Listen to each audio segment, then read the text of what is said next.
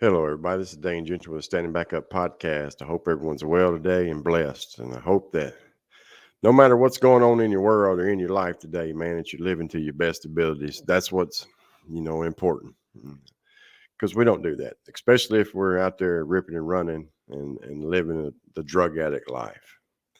Today, I'm going to do something a little bit different, man. I'm just going to tell my story, me by myself today. I've been wanting to do this for a while and kind of a lot of things were keeping me from doing it, schedule, just that and the other. So we're going to do that today. And so we're going to start at the beginning, man. I was born in 1975 in the big town of Nashville, Tennessee.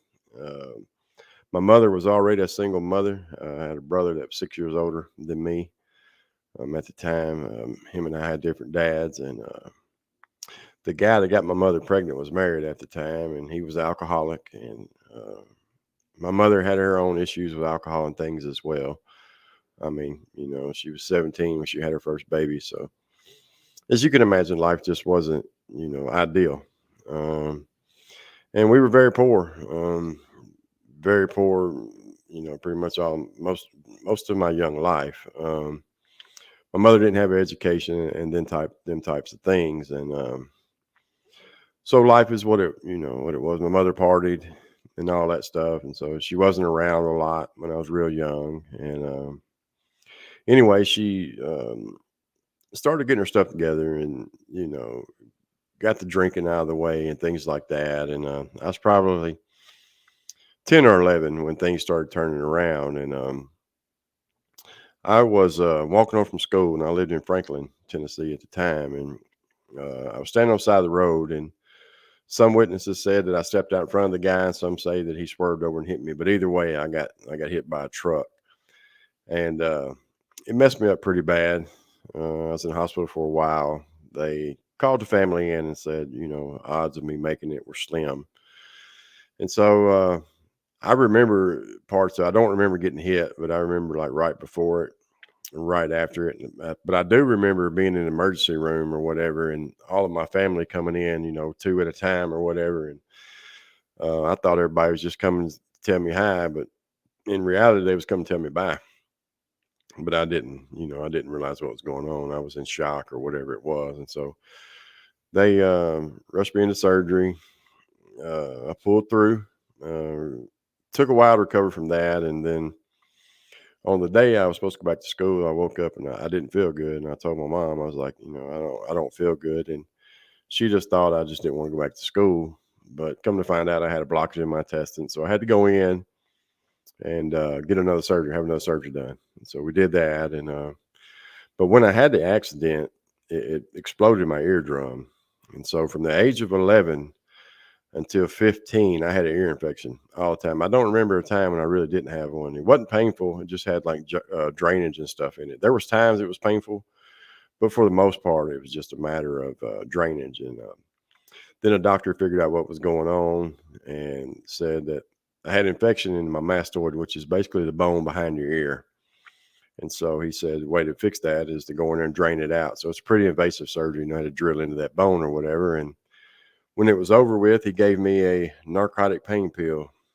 At that time, it was called Vicodin ES, which was basically just like a lower tab 7.5 or what have you. And at first, I wouldn't take them. And I was sitting there with this older woman, and she's like, you're in all that pain. You need to take that pill. And I took it, and man, I just felt like, man, I finally found something. But see, at that time, I was already drinking and smoking weed. I mean, I started smoking weed at like 9 years old. Not all the time, but by the age of 11, I was getting high very regularly, smoking pot as much as I could. And so whenever that pill come into the picture, I took it. I thought, man, I really found something here. And so um, when that prescription was over, I remembered I was like, man, I want some more of them pills, and didn't have a way. And so we had like a family doctor guy, but and the truth is, he wasn't even a doctor. He's a PAC, and so he could, you know, like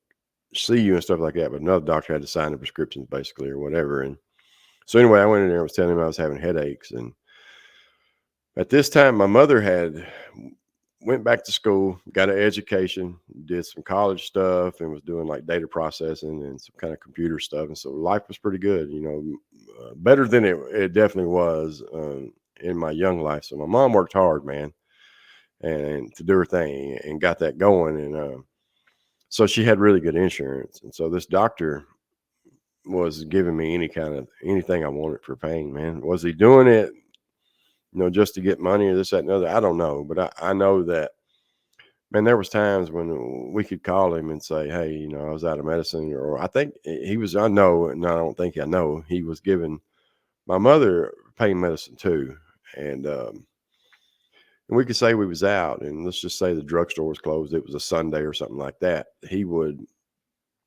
get samples from his office and drive and meet us and give them to us. And then he started prescribing me something called Lortab. Excuse me, I'm sorry, Stadol nasal spray. And this shit was strong. It was strong enough to knock a mule down. And he was giving it to me very regularly. So I'm an addict, I'm a drug addict this time, man. And I don't even realize it, that I'm addicted to it, because everybody I was around, like their moms took pills and everybody, but my friends didn't, like they smoked weed or whatever. And I can look back on it and remember that I know they were probably going, man, what's wrong with Dane? Why is he doing this with these pills? I can't say for sure that they were doing that, but more than likely. The signs were there already at that time. And um, when I was 15, me and a couple of my buddies, I don't even remember who all it was. There was two or three of us. We were out. It was like the night before Thanksgiving, and we had this big idea of going hunting. And I had a gun, and nobody else did. And so we decided we were going to break in some trailers in this little trailer park and try to find a gun. And we ended up doing that, and we got caught for it. Um, and so I was put on probation and stuff. Well, while I'm on probation, I had moved and started going to another school, and I met a girl, and I'm 15 or 16, whatever it was, and all in what I thought love. You know how it is when we're that age. And um, this girl turned out to be one of my really good friends' sister, but I didn't even know that they had a sister. She was raised by her dad's parents, her grandparents, and so I didn't know anything about her. But when I met her, she was talking about going to her mother's and wanted me to come over there. And she told me where, and it was kind of a crazy deal. I was like, damn, I didn't even know, because I grew up with her brothers or whatever. And so she ended up getting pregnant. And when it happened, her grandmother was like, you need to come and get her before granddaddy finds out or whatever. And I go and get her, and me and my mom were talking about it, and we're like, what are we going to do? And it was like, we're going to have a baby. We're going to do what we have to do. And then like 2 weeks into that, her uncle comes and gets her, wants to take her to dinner. But I knew what was going on. I knew she wasn't going to be back, but I did not expect the outcome. And the outcome was she decided she was going to have an abortion. And that kind of came out of nowhere. I was against it, completely against it. But of course, I had no say in it. And so they had the abortion. But what went on during that process was we went to the same school, and they had money and we didn't. And so they filed a restraining order on us. And so one of us couldn't go to school. So you know who it was going to be. And so they put me on homebound, which was, hour and a half of school twice a week. At the time, I didn't want to go to school anyway. Wasn't no big deal. I kind of enjoyed it, actually. Um, well, during that time, me and her little brother got into some more trouble. We were at this girl's house, and I was in there with the girl, and he was in there, and he had found a necklace and some earrings or something, and stole it. And we both got charged for it, and I got sent away to a group home. Now, when I go to this group home, I've got the Stadol nasal spray, and they don't know what it is, and so they're just letting me have it. And I'd run out, I'd call the doctor, man, they'd give me more. And so, but then people finally, the drugstore told them, hey, this stuff's pretty strong that this kid's doing. He's doing way too much of it. And so that was the beginning of the end of that.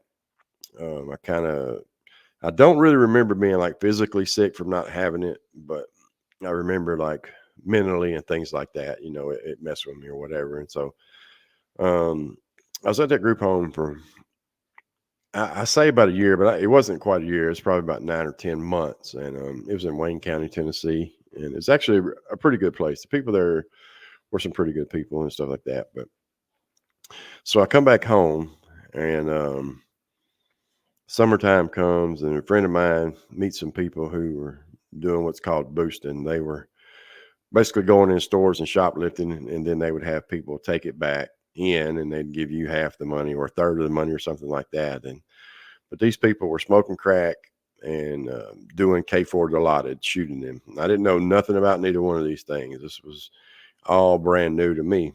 But remember, I'm a drug addict, especially opiates. So I started asking all these questions about this Dilaudid. What's it make you feel like?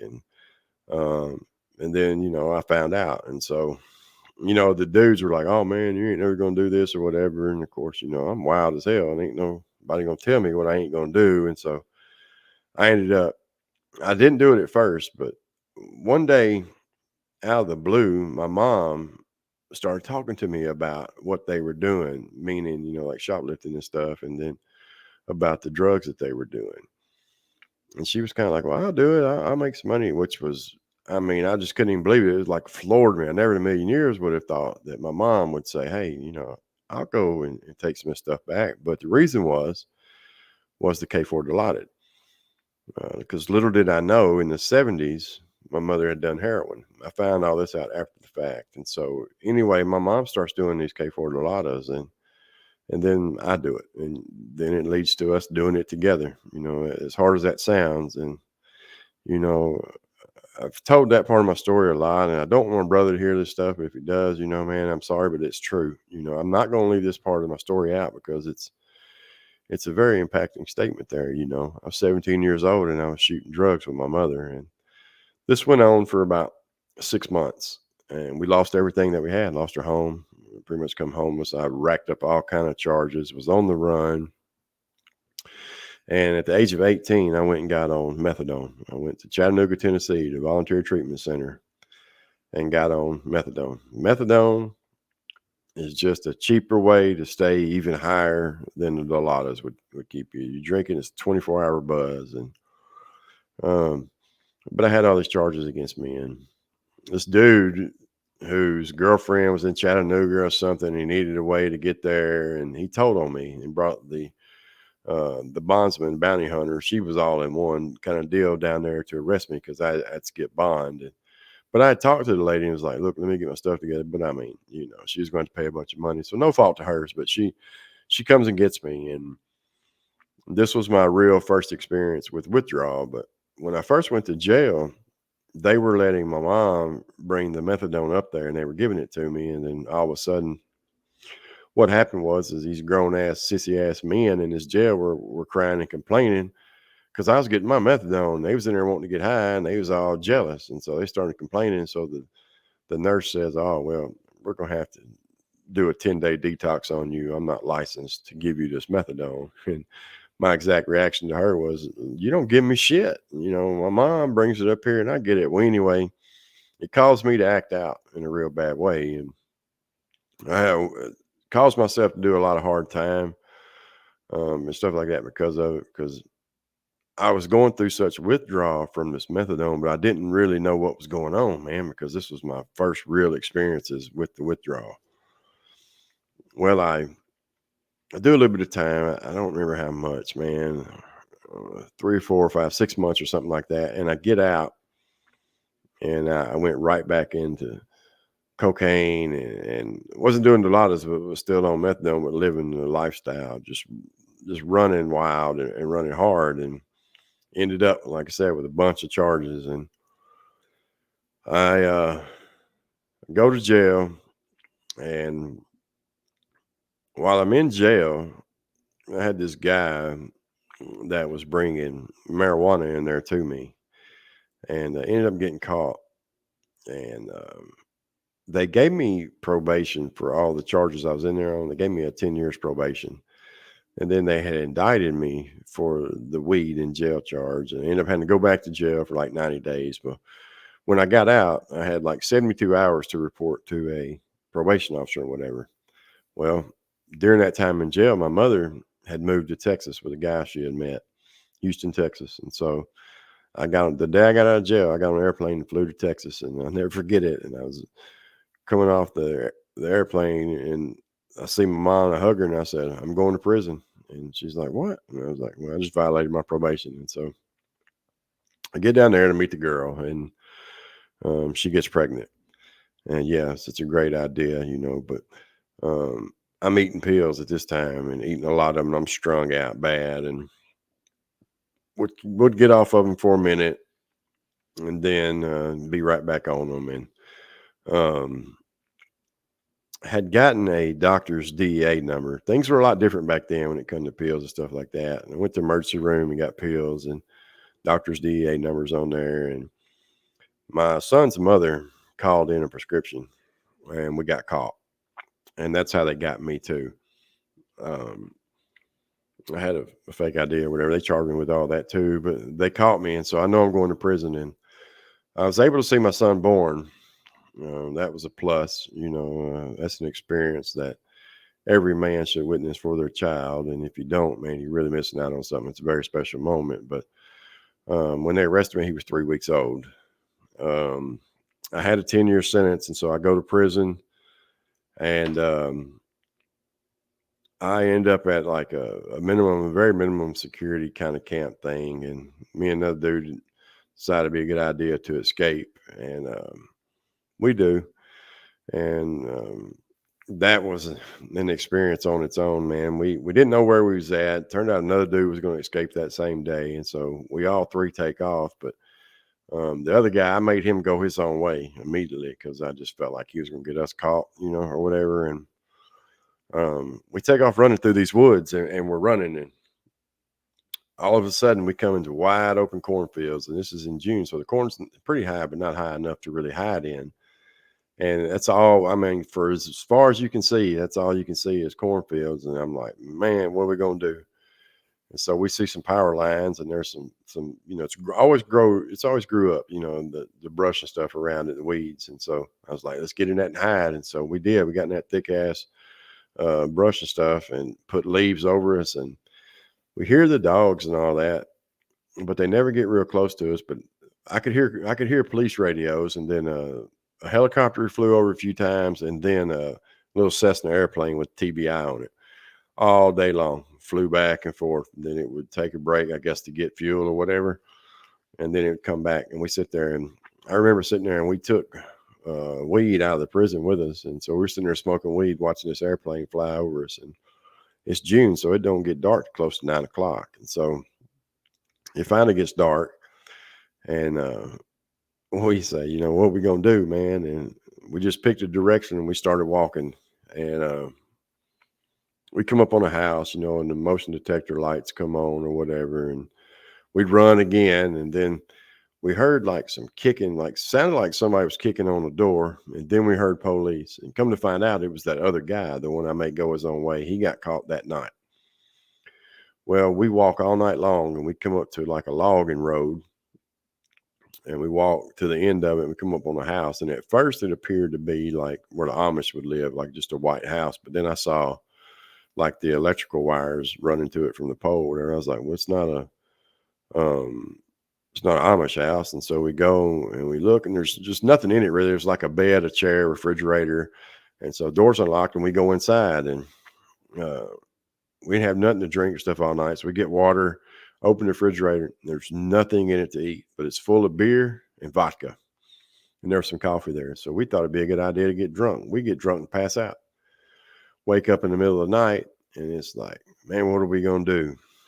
And so we decide that we're going to go somewhere. We're going to get something to eat. And um, there's this creek, and it's like pretty wide, but it's deep. And across it, there's this little house, but there's a little dog out back, and it's just yap, yap, yap, yap, yap, yap.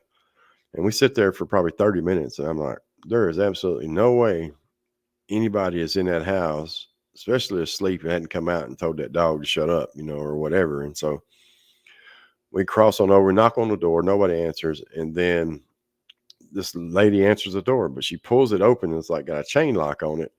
And she stops it there, and she looks at me, and I said, hey, not here to hurt nobody. We escaped from prison, and we're hungry. She unlocks the door and says, come on in.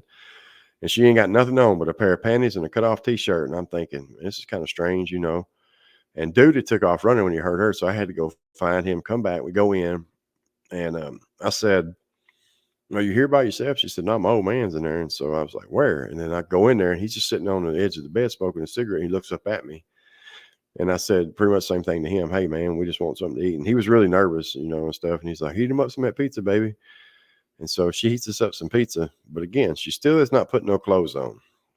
And he doesn't even, he comes in there now and he doesn't even tell her to. And he put some clothes on or whatever because he was in his underwear at first. And then we're sitting at the kitchen table. And again, she still got on nothing but panties and a t shirt. He never one time said, "I think you need to put some clothes on," or none of this. And so I'm like, "Man, this is weird." So I'm like, "Y'all got a phone?" It's like, "No, we ain't got no phone, no car. We just moved in," but kept saying the brother-in-law was going to be there in a little while to pick them up for work. They were painters or something like that. But kept saying he'd have some weed and this, that, and the other. And so um, we eat that pizza, and she says, "I got some lasagna I made if y'all want some." And man, we ain't ate in 2 days, and she broke out this lasagna, and the poor girl couldn't cook a lick. It was disgusting. I remember me and dude's name was Joe. We looked at each other and both thought the same thing. My God. But again, we've been there at this time about an hour, and this woman still does not have no clothes on. And she's like, "Well, y'all need some clothes." And she's bending over this box, keeps looking back at me and smiling. And dude's just like, nothing. And I'm just like, I'm not paying, I'm not getting caught up in that. And so um, then the brother in law comes over. So I walk to the door with her, and I'm standing behind the door, and she's telling him. And then he comes in, and he's apparently had some weed plants or something growing and had topped them or whatever. He's got a big old bag of some little buds and stuff. And we sit there and we smoked some more pot. And I got paranoid as paranoid could be. And anyway, the dude ended up giving us some money, some clothes, some food, and we leave. And something told me, something said, "Man, they're gonna tell on us." And I told dude that, and he's like, "Nah, we'll just continue on." I was like, "No, we need to double back. We need to go back the other way." And we didn't do it, didn't listen to my intuition, and we went on, and we're in these thick ass woods. We kind of know the direction that we're going. And it was later that night. We're on like a little Church Rock Road, or whatever. And people lived out in the country know what I'm talking about. And we're walking and see headlights coming, and we're just able to get off the side road. And it's kind of like an uphill climb, or we're right at the side. So we get up there, and now we're up above everything. And as it goes by, we see it's a prison van. And I said, "Man, what's the odds of that?" And I was like, "See, them people done told it." So they're back out looking for us again. And we're up on this ridge, and down below us is a house down there. And this truck comes pulling in, and a little boy comes running out, and he said, "Hey, them motherfuckers that escaped are in the area, and I'm about it, about it." Pow! Fires a gun. I hear a bullet whiz by my head into the woods, and now I'm trying to get down in the morning. He fires off a couple more times. Pow, pow. And he says, "They got some food, they got some money, and some clothes." And them dudes in that truck was drunk, and they said, "Well, hell, they're doing better than we are." And I was like, "Man." So we laid there all night long, and next morning comes, and we're headed down this hill, and there's a state trooper down at the end of the road. And so we're sitting there, and it's probably, I mean, hard to tell what time it was. Didn't have a cell phone. It's way before cell phone stuff. And this was in 1999. And all of a sudden, I hear this commotion, and I'm thinking it's the police coming. And I turn and look, and it's an owl. And I mean, it gets close enough to the top of dude's head to take the hairs off his head, and it just kind of swooped up the last minute, goes on. Well, anyway, the state trooper finally leaves. We cross the road. We're thirsty as hell, and there's a running creek there. And I said, "Man, I'm drinking some of this shit." And we drank that water. It looked pretty clean. I didn't get sick from it, so it must have been all right. But we go to this barn, and it's nighttime. This truck pulls up in there, and they got dogs, and it just started drizzling rain. And the dog don't come over and alert to us. So I'm thinking they must just be like some coon hunters or something. And that's what it was. And they went hunting, and then or they finally leave, and we go in this little barn, and we're sitting there, and we're pretty disgusted. What are we gonna do, man? And I look to my right, and there's another damn dog sitting there, and I can smell it. It done got sprayed by a skunk, and so it wouldn't come back at night or whatever. But it never barks at us or anything. It just sit there. And so I said, "Well, we got to go. We got to do something, man." And there were some clothes in that barn, and we changed clothes again. We take off walking, and long story short, the police around us, arrest us.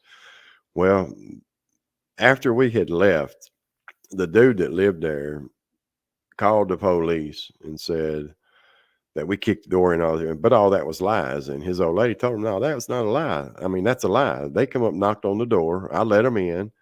And luckily she saved us because uh, had that shit stuck on us, we would have never got out of the penitentiary. But it's a lie. We didn't do it. I knocked on the door. The lady let us in. We didn't rob nobody. They gave us everything, just exactly as the woman said. But kind of a side note to that is that they took us to River Bend maximum security. We got put on what's called max for it. And so this was in June. We didn't hear anything about it. Well, come November, all of a sudden they tell you you're going to court. And so he's in a different unit. I ain't talked to him, and we're going to court, and we don't know what's going on. We don't know if we're going to get charged with all that shit or what. And we walk in the courthouse, and there that girl is. And I was just like, damn. And back at that time, people could get kind of close to you and stuff. You can't do that today. But she come over there, and I was like, what are you doing here? She's like, oh, I'm not here for y'all. She's like, I done divorced him. I'm married to somebody else. And I was like, damn. She's like, my old man, y'all see my old man in there. And so we're sitting in there as they calling people's charges out. And her old man was in there for molesting his stepdaughter, not her daughter, but his prior old lady. And I remember Joe said, we're getting holding cell with him. You know, we're going to beat the hell out of him. I said, no, we ain't. I said, we do that. Girl turned around and tell them that she wasn't lying or something. They won't never get out of the penitentiary. Because back in them times, you could do it. Child molesters, man, you know. And lo and behold, we get in the holding cell. We wouldn't have to do it anyway. Two other dudes jumped on him and beat the hell out of him, as they should. Child molesters, that's what they should get. But anyway, so I end up getting 2 more years. On a 12-year sentence, I do 11 years and 4 months on it. I say 12 years, and it's close enough to me. I stayed pretty sober during that time. I smoked a little weed, but the last 6 years of it, I didn't do anything. I drank some homemade moonshine. You know, we make moonshine in there or whatever. But I got out, man, and couldn't get a job, and I got a job, and then I met this girl, and uh, she'd been going through a divorce or whatever, and she didn't like me smoking pot. And that's all I was doing at the time I was working. Things were going pretty good. I was starting to get some traction under my feet, you know, or whatever. And she wanted to ride around and see where I grew up and stuff, but she didn't want me smoking no weed. And so I went to my mom and lied to her and told her somebody needed some pills, and she gave them to me. Of course, they was for me. And so I took them, and I'm off to the races again. And that girl ended up poisoning me. She was going through a divorce when we met, and we never dated or anything until after the divorce. But again, man, I was done 12 years, and you know, I was seeing a lot of girls, a lot of different girls, but me and her was not in no exclusive relationship. You know, I only see her like every other weekend or whatever. But I guess in her mind, she thought that we were, and she had been following me and stuff like that, and I didn't know it. Well, she cooked me dinner one night, and that's the sickest I've ever been in my life. The next morning, I don't know what she did, but I lost like 30 pounds and all kind of stuff. And I got back on methadone, and then I started racking up a bunch more charges and stuff again. I got mixed up in some forgery stuff and got strung out on methadone and stuff really bad. But I was just buying it off the street, and went to jail, had a bad detox. Um, they give me what's called drug court. And so I take this drug court, and I take it because a friend of mine, his name is Ryan, and he wanted me to go in there with him or whatever. And I take it, and we're in drug court. I'm working. I've been sober going on a year, you know, because I'd been in jail or whatever. And I had some more probation, you know, or whatever. So I had to complete this drug court program, or I go back to jail or whatever. And my mom gets put in the hospital, and it's little did we know she was fixing to pass away. And that was on a Wednesday. When Friday, Ryan said something to me about wanting to do a pill, and I said, "Man, why would you even say that?" You know. And I said, "Well, get me one too." And so he's supposed to get it the next morning, which is Saturday. And he comes to the drug courthouse. We lived in a drug courthouse, and it's him and a girl he had a baby with, and he can't find any pills. And then heroin gets brought up. Now I had never done any heroin at this time, but him and his baby mama had. And he makes, I don't know how many phone calls. I'm gonna say 10. It was a bunch, and nobody could get any or would sell him any. And he looked at me and he said, "Bro, this may be God's way of telling us we shouldn't be doing this." And his phone rang, and it was a girl, and she said, "Yeah, I can get some." And so we go get this heroin, and we do it. And I mean, I am messed up. I can't hold my head up. I was on the verge of overdose and didn't really realize it. I mean, I literally can't hold my head up. And so we get back to the drug courthouse, and he comes in. He's kind of stalling for time, and I'm like, "What's up, bro? You all right? You want me to go with you?" And he said, "No, I'm gonna try to get Brandy to give me a little piece of ass or whatever." And so he leaves, and the day passes, and about 10 minutes to 8, he called me and he said, "I'm at McDonald's, man. You want something to eat?" And I said, "Man, I'm still sick. I don't know if I can eat it, but get it, and I'll keep it for later or something." Well, we had a 9 o'clock curfew, and a girl I was seeing at the time was there with me, and she has to leave. Canada come here for 9 years, so she leaves. And no, actually, she stayed. That's right, because I couldn't get a hold of him. I called. It was getting really close to 9 or whatever. I called, and first his phone just rang and rang and went to voicemail, and then it went straight to voicemail. But I knew in my gut, man. I pieced it together then when he was talking about it. Um, he was talking about getting more heroin or whatever, and um, they found him in his car the next day at 1 o'clock, dead. Well, this is on a Sunday. Well, the drug court people come, and they're basically trying to find somebody to blame for this, and um, no one knew anything about that day but me and him and his baby mama. Now, she wasn't with him when he OD'd. He had dropped her off too. He was by himself and whoever he got the heroin with. Well, anyway, um, I had heroin left, and when it happened to him, I flushed what I had left down the toilet, but I had a Suboxone strip, and I took that Suboxone. And on Wednesday, my mother passed away. Thursday, drug court calls me in for a drug test, and I failed for Suboxone, and they put me in jail. They said they were putting me in jail for my own safety. And so that's Thursday night. Friday, I get called up front, and the nurses strip me butt naked and start looking all over my body for needle marks, and you're not going to find one. I didn't have one.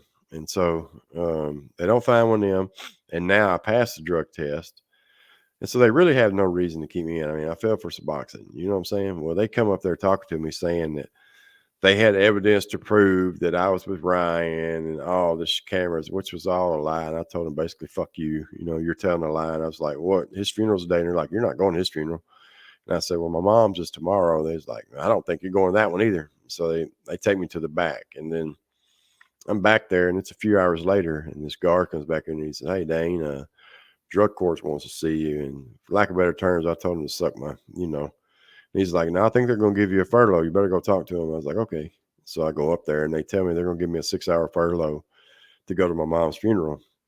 And so they give me the furlough. And of course, I don't turn myself back in. And I get with,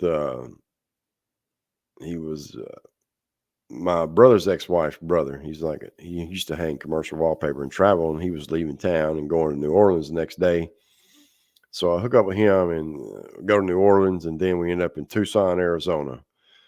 And I'm thinking, man, I got away. You know what I mean? 3 days later, I'm in Tucson, Arizona, and I get out there and immediately start taking pills, and then heroin come back into my life again, black tar heroin.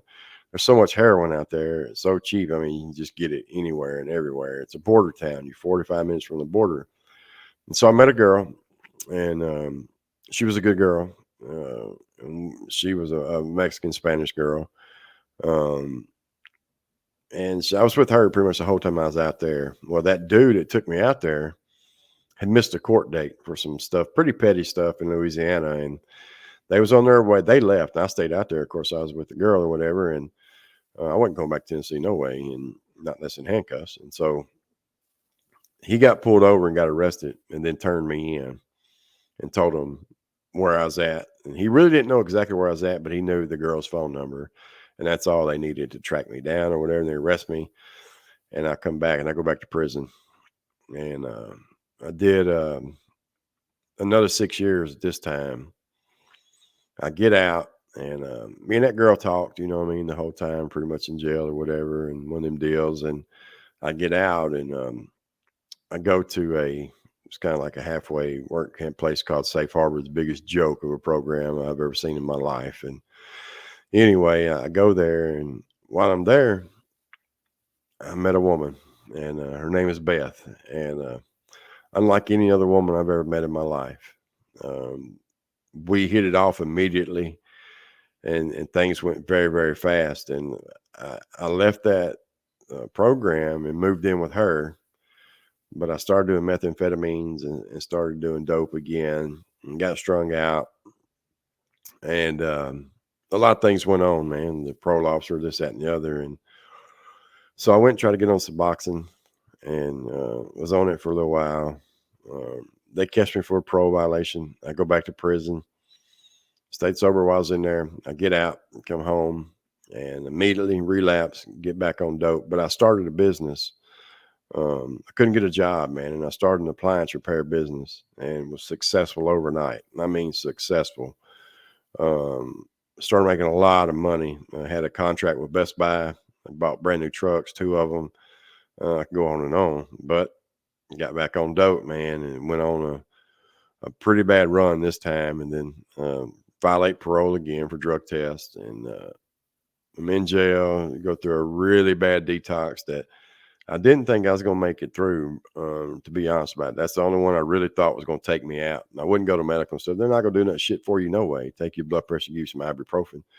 That's not going to do anything for you. And so I wouldn't even. I just laid in the floor. I laid in the floor that time for 7 days. I'd get up to use the bathroom, and then I'd go get in the hot ass shower and go back to my cell. That's it. That's all I did. And I made it through it, got back on my feet, started exercising. Things got better. Went back to prison again and get out. And now I'm still with Beth through all of this. She stayed with me through all of my drug use, through them 2 times in prison, all that. And she never gave up on me, man. She refused to give up on me. I started appliance business again, was pretty successful again. Had been sober for a good time, and then I went to bed one night, one man. I woke up the next day a different man. The mental aspects of all the drug use and stuff that I had done to my body finally took a toll on me. Um, I became suicidal for the first time ever. I was wigging out really bad. Like I'd go sit in a car by myself in a parking lot for hours, not talk to anybody, nothing. And I finally ended up going and getting some help, and thank God I did, and got that under control. And Beth was right there, man. I mean, she just refused to give up. She just wasn't going to do it, man. She just decided that she was going to stick it out. And I left one part out. And before all that happened, um, how I ended up sober was I had finally, I had just like 3 months left on all that time that I have. And I went into jail and did it. And I got out and started my business again, was doing good, but I relapsed. And I snorted some heroin, fentanyl. It killed me. And a Metro police officer saved my life. And so I got sober, and then I had the mental stuff. And then, so I went through the mental stuff, man, and I got my life together. But how I done all that, how I got my life together, I said all that stuff to get to the most important part, and that's God. While I was in prison, and the first time I was in there, I did 9 years in isolation, man. So 9 years of basically being locked in your bathroom, solitary confinement for what they call max for the escape charge. And then I had a uh, assault with a deadly weapon on offender, and then I had another assault after that. And people might look at that and say, "Man, how could you do that?" It's a penitentiary. You're walking around with a bunch of murderers. What are you going to do if someone is threatening your life? Hopefully, you're going to try to save your life. And that's what I did. But anyway, so I did a lot of time in solitary confinement, but I educated myself during that time. I went into prison with a 7th grade education, and it wasn't that I couldn't learn or anything like that, or I was slow. It was just I wouldn't. Come to find out, I was somewhat intelligent, and I started studying different things, and the Bible being one of them. Now, I could have spent a lot more time in it than what I did, but throughout that time, I learned quite a bit about it, and I studied it somewhat in the Hebrew and the Greek and Aramaic, somewhat of deeper studies than a lot of people do. And I'm not no Bible scholar by no means, but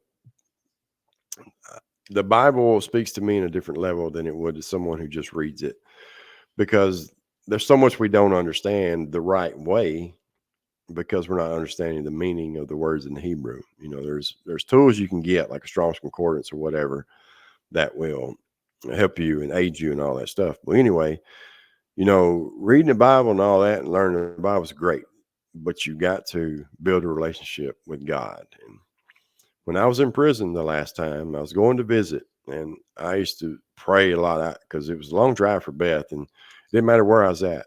She would be there, and man, she was there to see me, and she was the first one in and the last one out. And um, the word surrender come to me, and I was sitting there talking to her, and I said, "This word surrender, I don't understand this word surrender," and I'll never forget it. She said, "Dang, as smart as you are, how do you not understand the word surrender?" And but it still took me a long time to grasp that. And that's surrender your everything, man. Surrender everything to God, meaning lean on Him. Stop leaning on yourself. Stop looking for yourself for understandings. Lean on Him, man.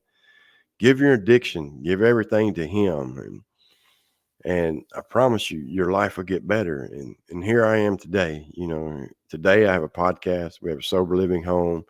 We're getting into doing some speaking. I work the appliance business on the side. Life is great, man. I have a good life today. Mine and Beth's relationship is better than it's ever been. I never in a million years would believe my marriage would be where it is, because there was a lot of rough time through that, as you can imagine. This was a woman who wasn't a drug addict dealing with a drug addict, and she never gave up. But I'm gonna tell you right now, she was on her last string there at the end of it, without a doubt. There's no ends, ifs, or buts about that. It was at its end, to say the least. But we made it through it, man. And here we are today. And she works in addiction, and she's about 5 weeks away from getting her master's degree. And so things are great, man. And anyone who's out there listening, whatever you're struggling with, I promise you there's a better way and you can do it. And that's why I do these podcasts. I have different types of people on them, but most of them are stories of hope for people. They're people that have dealt with different things, man. And that's what it's all about. And I invite people on all the time who have struggled and just need a little bit of uplifting. And you just heard my story, man. And as you know, I mean, I left so much of it out and could have went into a lot deeper than what I did. But you get the gist of it. Drugs was all I did and all I knew until I found God, man. And here I am today. And I'm 48 years old, and life is better than it's ever been. It only gets better every day. And no matter who you are, I've been homeless. I've done the whole 9 yards. There's a way out. I promise you that. Start with God. But if you don't have insurance and you don't have no money and these type of things, in Tennessee, there are some programs. They might not be the best of programs, man. You might not get the best amenities at them, but you won't be on the street, and they're going to help you get your life together and give you all the resources. They're not going to give you a lot of treatment and stuff there. Some of them will now. One of them is pretty bad, but you can still somewhat get your life together there. It's better than being on the street. But no matter what you're going to do, whether you're going to do NAAA, Celebrate Recovery, drug treatment, rehab, whatever, you got to start with God. You got to put God in it first, man. And I don't always do a good job of that either.